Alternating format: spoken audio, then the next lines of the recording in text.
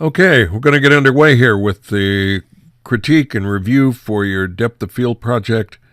We have so many images to put in this fairly large class that I'm going to be ripping through these fairly quickly. You just need to remember that this was a technical assignment, not necessarily a compositional or an aesthetic assignment, but that's something you need to watch no matter what the kind of project we're doing is. So I'll make comments on some of those as we go along. So let's get underway. Okay, here we have a scene. This is obviously maximum depth of field, and in fact it looks like you have maximum depth of field, so that works out fairly well. The things to watch out for, again, you've got the horizon of the planet in your shot, and the question is it on? And the answer is close, but no cigar. So what I would do is, let's move that back up out of the way, correct that. Again, as you recall, it's really easy. We get the ruler tool. We run it along the line we want to straighten, which is the horizon. We come up here to the main taskbar and say straighten layer. Poof, there it is, and you can see that it's off a little. It's so little that cropping this isn't going to really have a major effect on the image, so I think that's the easiest solution here, is just to come in and crop this to get rid of that overlapping lines.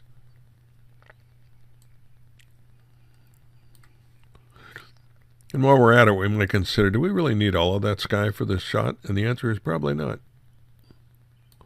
And maybe we don't need this extra tree either.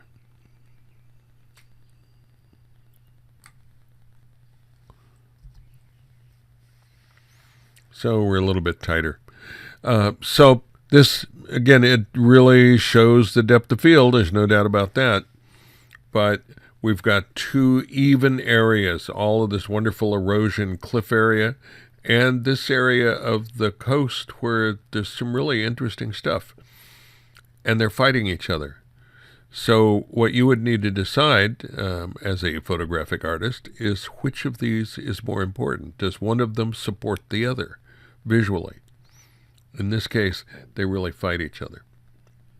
So let's grab our next one here. Oh, really nice bird of paradise shot. What direction is this image moving? It's moving this way toward screen left. So the only thing I would do here is, instead of making this almost dead in the middle and static, is I would remove just a little of this. Not a lot. Just enough to where we've got a little more movement there. I think we could probably, this little area here is kind of distracting, so I'm going to just pull it up above that. We'll take that. And now we've got a little bit tighter shot. This now is a problem. We could come and move that just a little. You've really got to look at all of the edges. What's going on the borders of your shot? I'm going to do a different solution here rather than crop that, just so we can see it. This little bright spot right on that edge, just like this one, is wanting to take our eye away from it. It really doesn't contribute to the main shot, which is this, but cropping it destroys some of the composition. So I'm going to grab the clone stamp tool and come in with a smaller brush.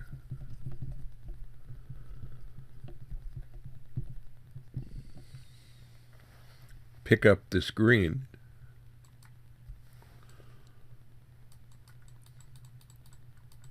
And just lay it over it. You could decide, does this distract from this? A little bit. A little bit. So let's pick this up. Now, when you're using this tool for some reason that I'm not sure of, sometimes at 100%, you actually create tones that are darker than the original. So I generally will set this to about 90-95%. And it seems, at least for me, to work a little better. So let's pick this up.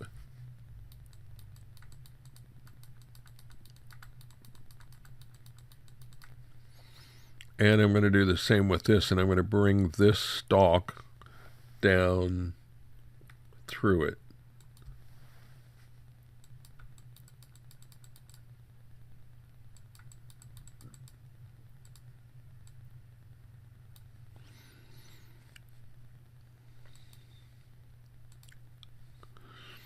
And now we can really concentrate better on this really pretty flower. This is a nice catch of it with the drops and all of that going on in it. Did a good job. It's too bad this is so bright, but I think this is pretty stable as it is. It certainly is a good narrow depth of field shot. Oh, we got a nice kitty cat shot. What a pretty little cat. Again, which way is the main direction going of this shot? In this case, it's going towards screen right. So let's not stop that strong movement by putting her little head right in the middle. Let's see if we can bring this in a little bit and help this.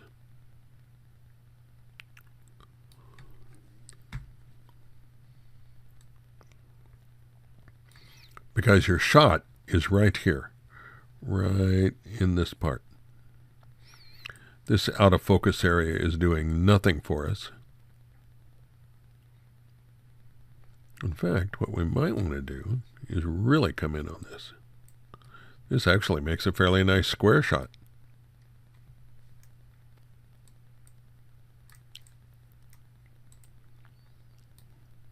Because this is your picture right here.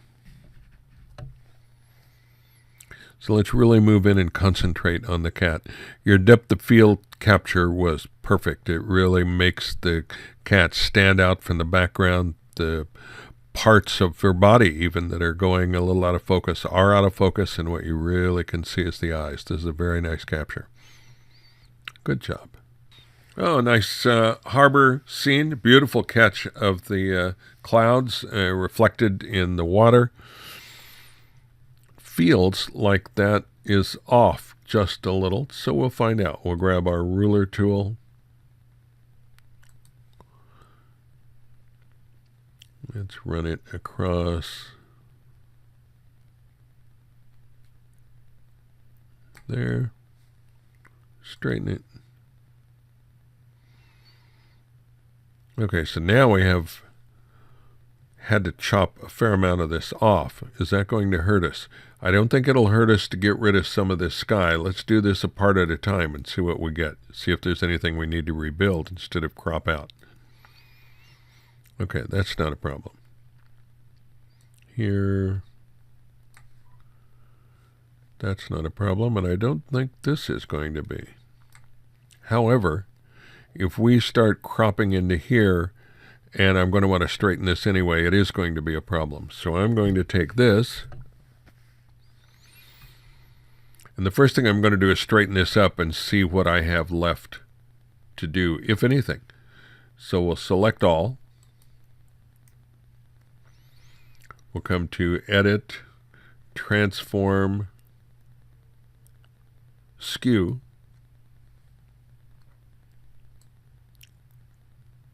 And we'll see if we can straighten that lamppost. Boy, that puts it right on the edge. Okay, you know what I'm going to do? I'm going to make a correction first. And then we'll play with that. So let me back out of that. I'm going to come back to my last crop thing. Oh, I got to take it. And now what I'm going to do is extend that. Remember how we do that? We'll take our image. Canvas size, we have to allow a little room to do it. And we just want to go from this side out. We're going to make it relative. So I'm going to add 1 inch to this. I'm not going to need all of that, but that'll give us some room. Now,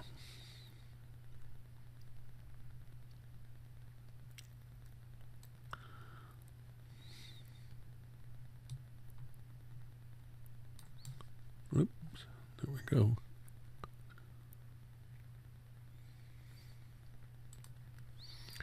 Now, I want file, content aware scale.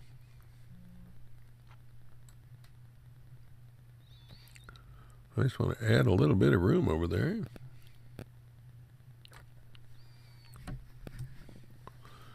Okay, we'll select, deselect.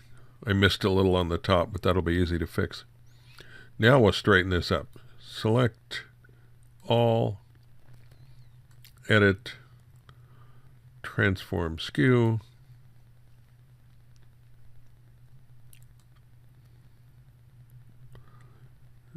Now we can bring that pole right up square. Oops, a little too much.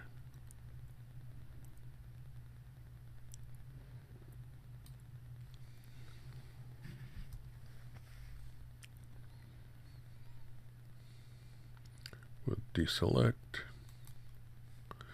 We have this little spot up there we need to fix. We can do that with the clone tool.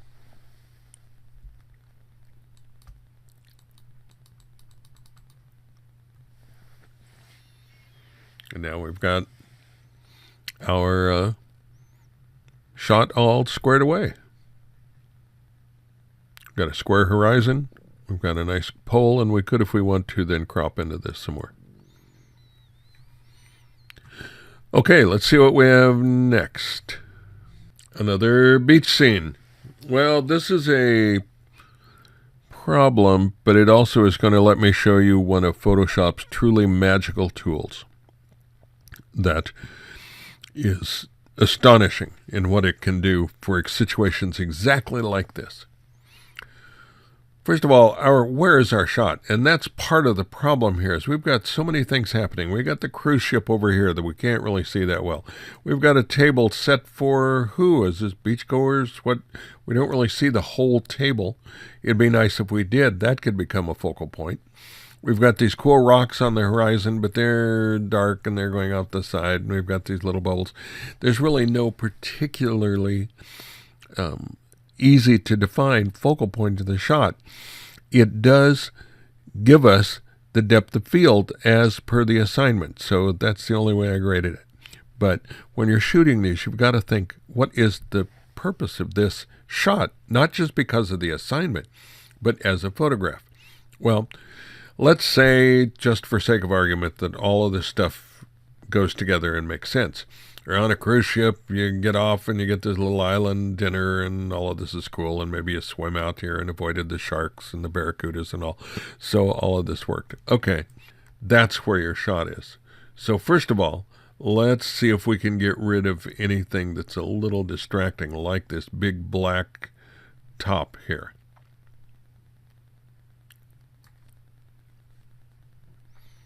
Maybe we can lose a little of that. Can't lose any of this because we have the nose of that ship there. Okay, so now we're started with that, but we've got this huge problem. We've got this pole right square in your shot that is dividing this shot inexplicably because we just got rid of the umbrella. What to do? Well, let me show you. The first thing we're going to do is take a selection tool, and we could use any of them for this. I'm going to do the marquee tool because it's probably the easiest to use here. And with that, I'm going to select as closely as I can, but I want to get it all. I'm going to select the offending thing, this pole. And now let's go to Edit, Fill, and we want Content Aware Fill. There's all kinds of different fills you can use, but what we want is Content Aware. And now we hit OK, and it's gone. That is very cool for a lot of things. It even knew how to fill it in. I don't know how it does this. This is an amazing, amazing tool. But he did a pretty good job.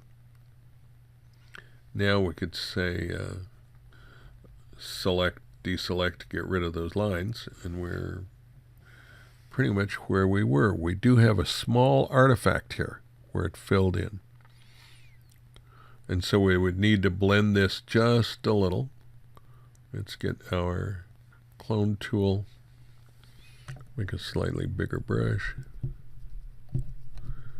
And we want a really soft brush, so we'll make sure it's as soft as we can get. Oh, no, it's not. So let's go soft.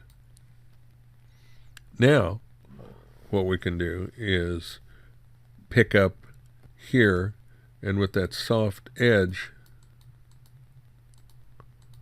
we can blend some of that together to where it's not as noticeable.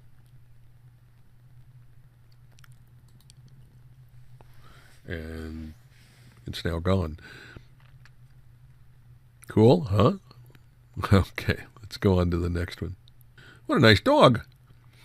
The problem is, this is shallow depth of field, and you do have shallow depth of field, except the only thing sharp is this, with the pots on it and the railing or whatever the heck this is. The dog, who appears to be the main reason for the photograph, is the part that's out of focus. So when you're doing these, do pay really careful attention to where your focus is. When you've got your camera wide open and you are shooting at minimal focus, it doesn't take very much to miss, especially if subjects like this, like the dog in this background, are close together. So be really careful with your shots, how you're making that happen. Okay, let's go on. Nice long depth of field shot. We've got an implied horizon line here that is off. Now, does that mean that in actuality you're off with this? No. But what it does mean is that a part of this that looks like it ought to be parallel isn't. So it makes this look a little like it's falling over in the background. We've got to be careful how we straighten it, because these pillars, which aren't straight to begin with, look like they're about the way they ought to be. That line is off just a little. These uprights are off some.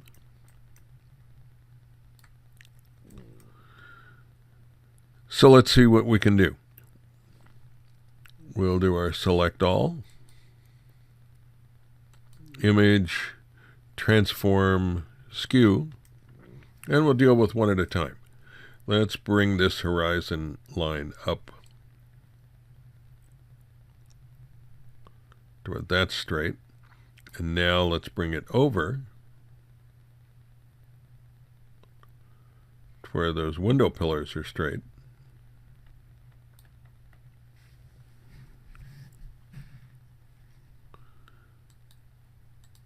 Deselect it, and now we've got things straight again. Let's get rid of the guidelines, and now things are relatively straight.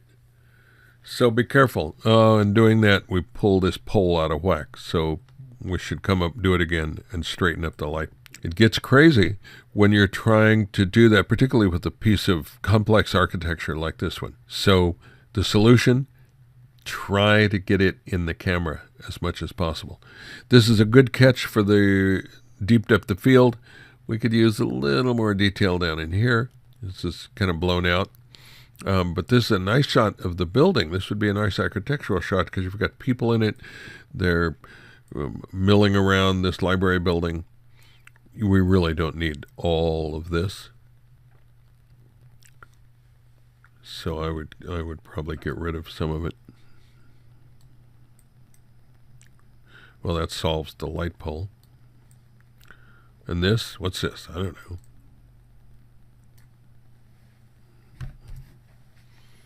So we can start to get in tighter into what the real subject is, which is these people in this building. Well, this is a nice shot of the little cactus, row of cactus. I'm assuming, since there's almost no way around it, that this is the shallow depth of field version. It certainly does that. It helps focus on this initial little guy. The things again to watch for are what is it that might take your eye out of this. And one of them, because this is green and yellow, these are colors that are specific to all of this. You've got this red streak up here from something that's out of focus, but you're still seeing it. Now, you can see why this is a cropping problem, because if I start cropping that out, I'm going to, if I bring the crop down this far, I'm going to lose part of that movement where these are marching out of the scene. That's a nice movement to see it that way or see it coming in to this one. So what I am going to do in order to make that movement a little stronger is I am going to do a slight crop, but not from the top. I'm going to move this in a bit so I can constrain that movement just a little. That gives me a little less to mess with here. So then I'll just grab the clone tool, come in here. I just want to get this gray to bring that up. Hit Alt.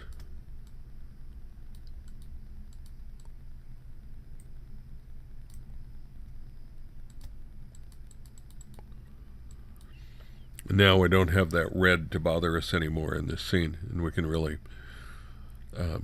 enjoy this cactus. Thanks to a visual psychological effect that comes from Gestalt photography, once we have this movement started, we don't have to see it all for our brain to complete it. So we could, in fact, move in, leaving just enough of it to let us know this is what's happening and make this still work, because this is the part that's important. Okay, let's grab another one. A nice pattern shot. The catch with doing shots like this, particularly where you've got objects that have all of this detail, all of this, the leaves and this edge detail and all of this stuff, is those edges have to be really sharp. Not just more or less sharp, they have to be really sharp. So in this case, it's just a little bit soft. And I think it's the attempt to shoot shallowly and get all of this. It's something you've really got to watch. And it could be that it's simply a matter of camera shake, not missed focus. So for these kinds of shots, particularly with shallow depth of field, put your camera on a tripod and shoot it like that. Ideally, even use a remote release to make sure it's nice and steady. And then decide in here, where is the focal point? Where is something in all of this pattern? Where's the exception? The thing that makes pattern shots generally stand out is when you can find the exception to the pattern. What is it that breaks it up? What is it that draws your eye? Just kind of let it go out of focus and see, is there anything that really works? You can use Photoshop to help you a little bit. You could go into Filter, Blur, Gaussian Blur, and really blur it and say, is there anything in here from that pattern that sort of catches your eye? And maybe it's right in here. Means we'd need to tone this down a little bit, but maybe here's where the real shot is. Can we do that? Sure. Okay. So we'll cancel that because we don't really want to blur it. But we can get rid of this big hole up here that's being a problem.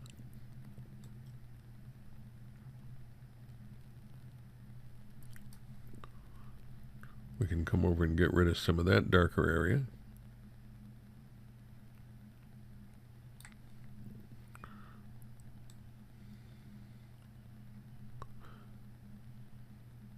Maybe it turns out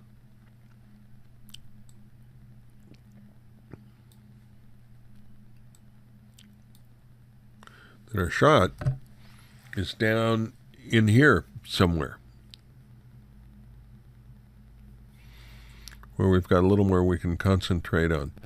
These are tones that in camera raw would have been perfect to drop the highlights. I don't know if we can pull that off now that it's already been processed, but we'll try, and this would show you how you could have done this in Camera Raw. Okay, so here's Camera Raw. What normally you would do is take this highlight slider and bring it down.